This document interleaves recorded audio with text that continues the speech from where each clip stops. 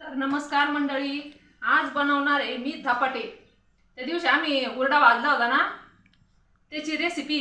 कारण की हे पाय असं पीठ मळून ठेवलं होतं मी।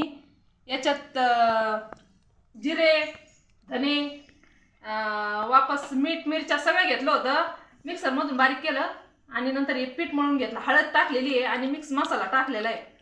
तर हे पहा मी बनवते, बघा कसे बनवते। ते लाटून घ्यावं लागते आणि त्याला लाटता वेळेस शेकावं म्हणून 3 किंवा 4-5 छिद्र पाडीते। तेल जास्त लागते याला।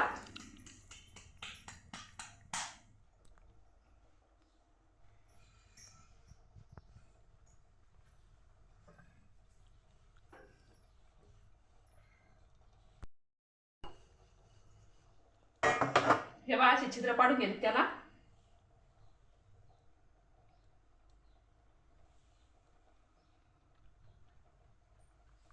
तेल टाकून घेते, तव्यावर तेल टाकून घ्यायचं।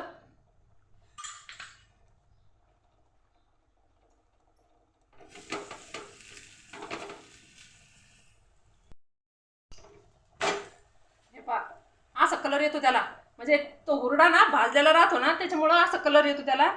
आणि त्याच्यामध्ये थोडंसं चिकटपणा यावा म्हणून बाजरीचं, ज्वारीचं आणि गव्हाचं पीठ मिक्स केलेलं आहे।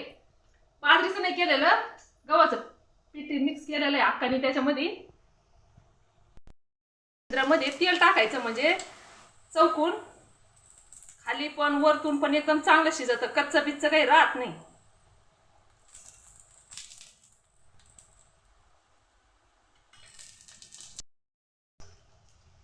आणि ते खायला इतके चविष्ट लागत आहेत ना।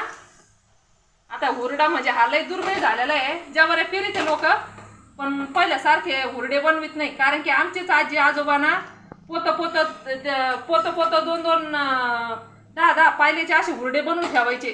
म्हणजे ते पावसाळा उन्हाळा असे पुरायचे ते। हे पहा किती भारी शेकलंय ते।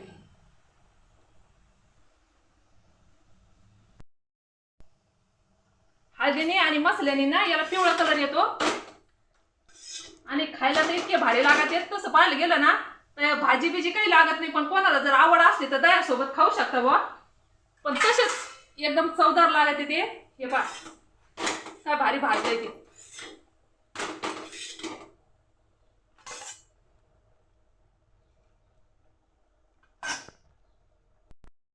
जर भेटत असेल ना हे पीठ, पीठ तर काय भेटत नाही, बाकी सगळे याचं कडधान्याचं पीठ भेटतं, पण हे काय भेटत नाही। कारण की हे ना लय म्हणजे कष्टाचे काम आहे। हे कच्चेच, अर्धे कच्चे आणि अर्धे पक्के असे कंस कापून आम्ही भाजलेले आहे ते। मग ते भाजून वापस वाळावं लागते ते आणि नंतर मग ते वाळले का कुटून दळून आणतात। मग ते मशीन मध्ये काढत नाही हे धान्य, कारण की ते भाजलेलं असतं ना तर त्याचा भुगा होण्याची शक्यता राहते। त्याच्यामुळं हे सहजासहजी लाकडाने कुटून त्याचे धान्य ते साईडला करतात आणि मग वाळवलं का दळून आणतात आणि मग हे असं सगळं मसाला ते टाकून बनवतात। तर हे बघा कोणी याला ना गणे म्हणतं, आणि आता पहिल्या जुन्या बाया गणे म्हणायच्या, पण मी धपाटे, मला जसं कळतंय तसे आमचे आई वडील ते आजी आजोबा धपाटेच म्हणतात। त्याच्यामुळं बघा कशी वाटली तुम्हाला रेसिपी, नक्की सांगा। भेटूया पुढच्या ब्लॉग मध्ये।